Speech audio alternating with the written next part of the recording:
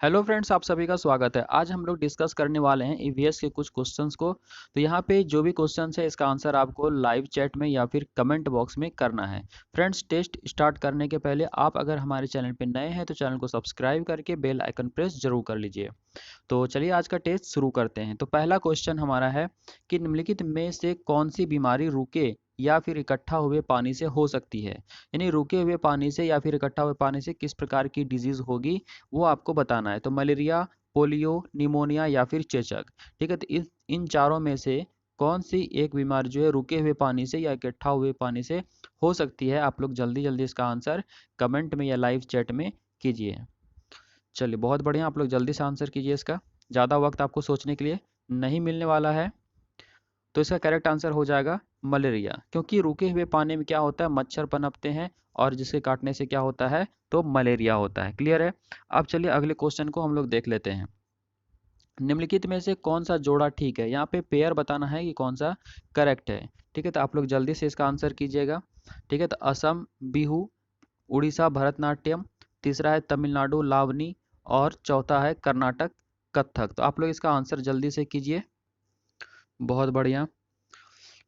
तो देखिए इसका करेक्ट आंसर हो जाएगा असम बिहू। ठीक है, यानी कि बिहू फेस्टिवल जो है कहाँ ये मनाया जाता है, तो असम में मनाया जाता है। बाकी यहाँ पे अगर हम बात करें उड़ीसा का हो जाएगा ओडिसी शास्त्रीय नृत्य। ठीक है, तमिलनाडु का हो जाएगा भरतनाट्यम शास्त्रीय नृत्य और कर्नाटक का हो जाएगा यक्षगान शास्त्रीय नृत्य। तो इसको आप लोग नोट भी कर सकते हैं कॉपी में। आप लोग जब भी टेस्ट के लिए बैठा कीजिए तो हमेशा कॉपी पेन लेके बैठा कीजिए, ताकि हम जो भी इंपॉर्टेंट बातों को बताएं आप लोग इसको नोट डाउन करते चलें।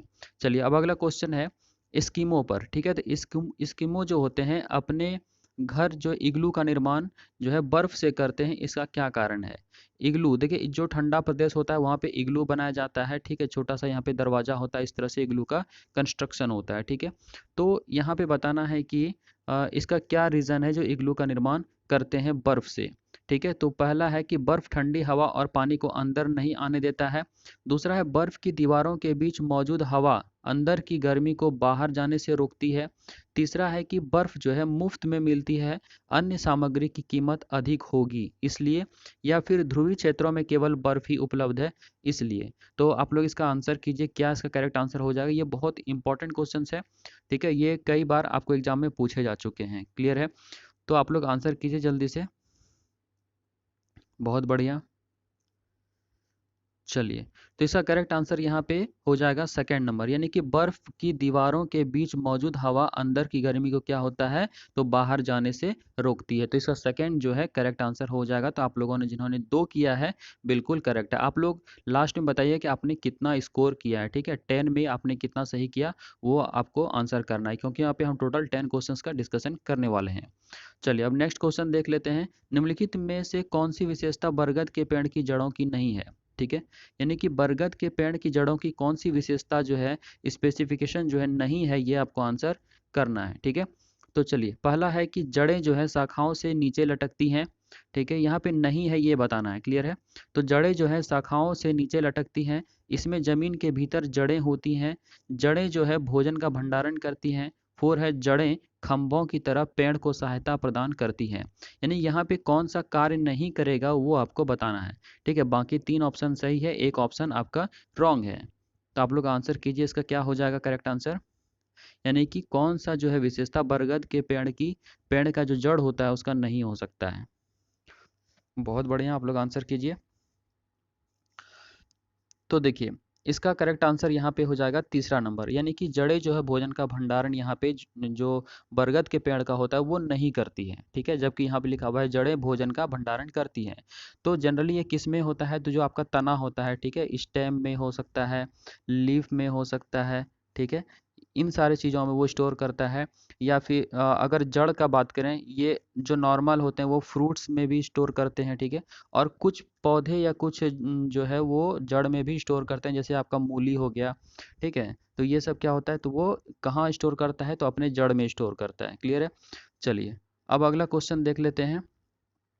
एक नव नियुक्त पर्यावरण अध्ययन के शिक्षक के रूप में अगर आप नए पर्यावरण अध्ययन के टीचर हैं, ठीक है, तो उस रूप में पढ़ाने से पहले सबसे पहली आपकी प्राथमिकता क्या होनी चाहिए, ये आपको यहाँ पे आंसर करना है। क्लियर है, तो देखिए पहला ऑप्शन क्या कहता है कि कक्षा में धीमी गति से सीखने वाले शिक्षार्थियों की पहचान आप सबसे पहले करेंगे, ठीक है। या फिर दूसरा कहता है शिक्षार्थियों के लिए पाठानुसार विस्तृत नोट्स आप तैयार करेंगे, मतलब सबसे पहला कर्तव्य आप यही करेंगे। या फिर तीसरा, शिक्षार्थियों का समाज सांस्कृतिक प्रोफाइल विवरण तैयार करेंगे। या फिर चौथा है पहले से पाठ योजना आप तैयार करेंगे, जो है आप लेसन प्लान प्रिपेयर करेंगे। तो इसका क्या आंसर हो जाएगा आप लोग बताइए जल्दी से। फ्रेंड्स, एक बार जितने भी वॉच कर रहे हैं एक बार सभी वीडियो को लाइक आप लोग जरूर कर दीजिए, और चैनल पे नहीं तो सब्सक्राइब कर लीजिए। और ये जैसे ही सेशन खत्म होता है आप अपने फ्रेंड्स में जरूर इसको शेयर कर दीजिएगा, ताकि उन्हें भी इससे कुछ फ़ायदा मिल सके। तो इसका क्या करेक्ट आंसर हो जाएगा यहाँ पे, आप लोग जल्दी से बताइए। देखिए यहाँ पे जो भी नए टीचर आएंगे पर्यावरण अध्ययन के, उसकी सबसे पहली प्राथमिकता क्या होनी चाहिए? क्या वो धीमी गति से जो सीखने वाले शिक्षार्थी हैं उसकी पहचान करेंगे?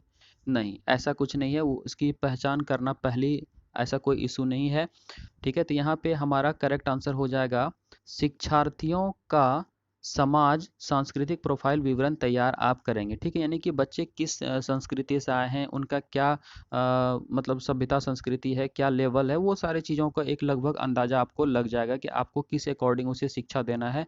तो सबसे पहले इसी चीज़ को आप यहाँ पे चेक करेंगे, ठीक है। तो हमारा करेक्ट आंसर यहाँ पे हो जाता है 3 नंबर। तो आप लोगों ने जिन्हों 3 किया है बिल्कुल करेक्ट है। चलिए अब अगला क्वेश्चन देख लेते हैं। कविता और कहानियां पर्यावरण अध्ययन की अंतर्वस्तु को पढ़ाने में प्रभावशाली हैं, ठीक है। यानी कि पर्यावरण अध्ययन का जो भी इंटरनल टॉपिक होता है उसको पढ़ाने के लिए कविता और कहानी जो है वो क्या है, प्रभावशाली है। तो ऐसा इसलिए है क्योंकि जो कविताएं या फिर कहानियां होती हैं वो क्या होता है, तो पहले में कहता है कि बच्चों के परिवेश का समृद्ध चित्रण कर सकती है, ठीक है। बी है संदर्भित अधिगम परिवेश प्रदान कर सकती है, ठीक है। और सी है विभिन्न अमूर्त अवधारणाओं की प्रभावशाली तरीके से व्याख्या कर सकती है। और डी है सृजनात्मकता एवं सौंदर्य बोध का पोषण कर सकती है। तो यहाँ पे जो कविता और कहानी होता है, ठीक है, तो उस पर्यावरण अध्ययन के लिए सबसे मोस्ट इफेक्टिव है। तो ऐसा क्यों है, तो वो आपको यहाँ पे आंसर करना है, ठीक है। बहुत बहुत बढ़िया, आप लोग आंसर कीजिए इसका जल्दी से। बहुत बढ़िया। तो देखिए यहाँ पे इसका अगर फर्स्ट देखें तो ये करेक्ट है कि बच्चों के परिवेश का समृद्ध चित्रण जो है वो करती है। दूसरा अगर बात करें संदर्भित अधिगम परिवेश प्रदान कर सकती है, तो ये भी बिल्कुल करेक्ट है। लेकिन अगर आप सी पे गौर करें तो यहाँ पे अमूर्त अवधारणा है, तो बच्चे को जब कविता कहानी सुनाएंगे तो इससे ये नहीं होता है कि अमूर्त अवधारणा जो वो बहुत ही ज़्यादा इफेक्टिव हो जाए। यानी कि अमूर्त वो होता है जो जिन चीज़ों को हम देख नहीं सकते, कल्पना शक्ति, ठीक है। तो उन चीज़ों का बहुत ही इफेक्टिव वे में आप मतलब उसको इंट्रोड्यूस कर पाएंगे कविता या कहानी के माध्यम से, तो ऐसा पॉसिबल नहीं है। तो हमारा डी देख लेते हैं, सृजनात्मकता एवं सौंदर्य बोध का पोषण कर सकती है, तो ये भी बात सही है, ठीक है। इससे क्या होता है, क्रिएटिविटी भी आ सकता है, और जो भी उसमें उसको मॉडिफाई आप जितना कर सकते हैं, सौंदर्य बना सकते हैं, इस चीज़ का भी वो क्या करेगा, पोषण करेगा, उसे इनकरेज करेगा, ठीक है। तो हमारा ए बी डी और करेक्ट होता है। तो हमारा करेक्ट आंसर क्या है, तो 1 नंबर, ठीक है। तो आप लोगों ने जिन्होंने 1 किया है बिल्कुल सही है। अब चलते हैं अगले क्वेश्चन की ओर। देखिए इसमें क्या कहता है कि कक्षा 5, यहाँ पे लिखा हुआ कक्षा 5, नहीं, कक्षा 5 लिखने का मतलब ये होता है कि बच्चों का लेवल आप समझ लीजिए कि क्या है, उसी के अकॉर्डिंग आपको आंसर करना है, ठीक है। आप जब भी आंसर करते हो तो बच्चे की जगह अपने आप को रख के देखना, ठीक है, तभी आपको पता चल पाएगा कि हमारे अकॉर्डिंग क्या यहाँ पे परफेक्ट आंसर होना चाहिए था, ठीक है। देखिए कक्षा 5 की शिक्षिका के रूप में आप ईंधन के संरक्षण प्रकरण को पढ़ाने के लिए, यानी कि क्या करना है, ईंधन का यहाँ पे संरक्षण करना है, प्रिजर्वेशन करना है। तो ये प्रकरण मतलब होता है टॉपिक। तो इस टॉपिक को पढ़ाने के लिए निम्नलिखित में से जो है किस संसाधन के उपयोग को सर्वश्रेष्ठ पाते हैं। तो देखिए यहाँ पे जितने भी हैं सभी कुछ ना कुछ यूजफुल होंगे, बट सबसे मोस्ट अप्रोप्रिएट क्या होगा ईंधन के संरक्षण के लिए, ये आपको आंसर करना है, ठीक है। तो उससे रिगार्डिंग जो भी बुक होगा, इन संदर्भित पुस्तकें या फिर पोस्टर या समाचार पत्र या फिर पाठ्य पुस्तक, तो आप लोग आंसर कीजिए, थोड़ा सा सोच समझ के आंसर कीजिएगा तो आप करेक्ट कर पाएंगे, ठीक है। बहुत बढ़िया, जल्दी से आंसर कीजिए आप लोग। फ्रेंड्स एक बार सभी वीडियो को लाइक जरूर कर दीजिए जितने भी वॉच कर रहे हैं, और चैनल पे नए तो सब्सक्राइब करके बेल आइकन प्रेस जरूर कर लीजिएगा।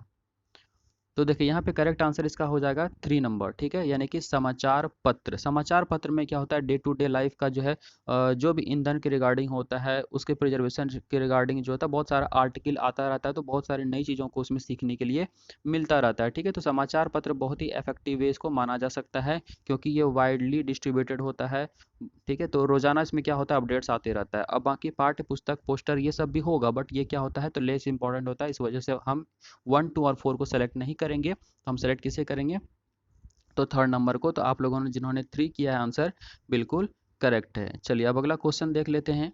देखिए क्या कहता है कि रेहाना अपने परिवार के साथ केरल जाती है, वहाँ उसे ऊंचे वृक्ष दिखाई पड़ते हैं। तो कहाँ जाती है वह, केरल जाती है, और वहाँ उसे क्या दिखाई पड़ते हैं, तो ऊंचे ऊंचे वृक्ष। वृक्ष तो बहुत सारे होंगे, लेकिन यहाँ पे ऊंचा लिखा गया, टारगेट किया गया ऊंचे वृक्ष को, जो उसके गृह नगर शिमला के ऊंचे वृक्षों से भिन्न है, ठीक है ना। शिमला में जो ऊंचे वृक्ष है उससे क्या है, वो बिल्कुल डिफरेंट है।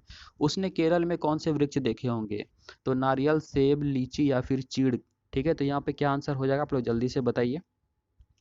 तो बहुत इजी है, आप लोग केरल तो जानते ही हैं, फेमस है, किस चीज़ के लिए फेमस है आपको पता ही होगा, ठीक है। तो इसका आंसर करना बहुत ही आसान है, तो आप आसानी से आंसर कर सकते हैं। तो ऐसे भी क्वेश्चंस पूछे जाते हैं आपको। बहुत बढ़िया। तो देखिए इसका करेक्ट आंसर हो जाएगा नारियल, ठीक है। तो नारियल के वहाँ, केरल क्या है, नारियल के लिए ज़्यादा फेमस है, तो वहाँ पे नारियल के वृक्ष ऑब्वियस है कि ज़्यादा दिखाई पड़ेंगे। तो इसका करेक्ट आंसर 1, तो आप लोगों ने जिन्होंने 1 किया है बिल्कुल सही है। चलिए अब अगला क्वेश्चन देख लेते हैं। बच्चों के द्वारा सब्जी बाजार से इकट्ठा की गई, ठीक है। बच्चों के द्वारा क्या हुआ, तो सब्जी बाजार से इकट्ठी की गई निम्नलिखित सामग्री में से उन्हें पहचानिए जिनके भीतर बीज होते हैं, ठीक है। तो जिनके अंदर बीज होते हैं वैसे सब्जी को यहाँ पे आपको पहचानना है। तो आलू, टमाटर, नाशपाती, चीकू, भिंडी, करेला, प्याज, खीरा, ठीक है। तो इनमें से किसके अंदर जो है बीज पाए जाते हैं, ये आपको आंसर करना है। तो नीचे आपको ऑप्शंस गिवन है, आप इसको देख सकते हैं। तो पहला है टमाटर, नाशपाती, चीकू, ठीक है। चीकू एक तरह का आपका जो है सब्जी होता है, ठीक है। उसके अंदर आपका बता देते हैं कि 1 या 2 बीज पाया ही जाता है, ठीक है। तो ये हो गया हमारा फर्स्ट, हो गया। सेकंड है टमाटर, नाशपाती, चीकू, भिंडी, खीरा, ठीक है। तीसरा टमाटर, नाशपाती, चीकू, भिंडी, करेला, खीरा, और चौथा है नाशपाती और चीकू। आप लोग कमेंट में ये जरूर बताइए कि चीकू आपने पहले कभी नाम सुना था, ठीक है। बहुत बढ़िया। तो देखिए इसका करेक्ट आंसर क्या हो जाएगा, आप लोग जल्दी से बताइए। आप लोग अगर ऊपर में ही चेक कर लें तो आलू में कोई बीज तो होता नहीं है, ठीक है। और अगर बात करें प्याज का, प्याज में भी कोई बीज नहीं होता। इसका मतलब ये कि खीरा में होता है, यहाँ करेला होता है, भिंडी में भी होता है, चीकू में भी होता है, नाशपाती में भी होता है, और टमाटर में भी होता है।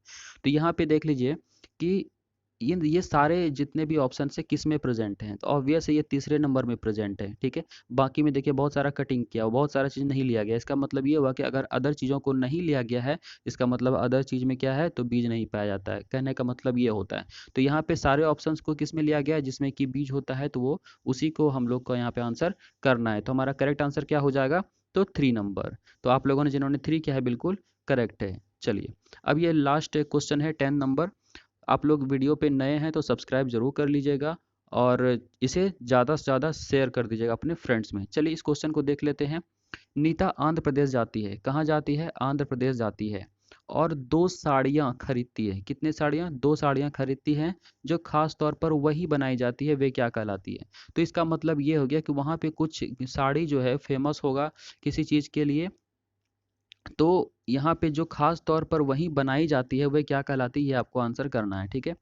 तो पहला है पोचमपल्ली और कलमकारी, दूसरा है पोचमपल्ली और कांजीवरम, और तीसरा है कलमकारी और चंदेरी, और 4 है कलमकारी और कंथा, ठीक है। तो वहाँ पे आंध्र प्रदेश में जो है जो साड़ियाँ बनाई जाती हैं, जो स्पेशल वहीं बनाई जाती हैं, तो वो आपको बताना है कि क्या कहलाती है, ठीक है। तो आप लोग जल्दी से आंसर कीजिए। अगर आप लोगों को पता है, आपने अगर 3 to 5 का ईवीएस अगर पढ़ा है, तो ये ऑलरेडी आपको पता है। आपको बार बार मैं कहता हूँ 3 to 5 का ईवीएस आपके लिए बहुत ज़्यादा इंपॉर्टेंट है। प्ले लिस्ट में अवेलेबल है, आप वहाँ से जाके देख सकते हैं, ठीक है। आपको मैं बताता हूँ बहुत बेनिफिट आपको मिल जाएगा अगर 3 to 5 का ईवीएस आप पढ़ लेते हो और प्रीवियस क्वेश्चंस लगा लेते हो, या फिर हमारे चैनल से इस वीडियोस को रेगुलर आप फॉलो कर रहे हो। इसमें जितना भी टेस्ट लिया गया है आप वहाँ प्लेलिस्ट से जाके फॉलो कर सकते हो, ठीक है। आपको बहुत बेनिफिट मिलने वाला है। तो देखिए इसका करेक्ट आंसर हो जाएगा पहला नंबर, पोचमपल्ली और कलमकारी। क्लियर है। तो फ्रेंड्स इसे शेयर कर दीजिए अपने दोस्तों में, या अपने जो भी रिलेटिव्स है जिनका जिसका तैयारी कर रहे हैं, और चैनल पे नए हैं तो सब्सक्राइब करके बेल आइकन प्रेस जरूर कर लीजिएगा। तो मिलते हैं अगले वीडियो में अच्छे टॉपिक के साथ। धन्यवाद।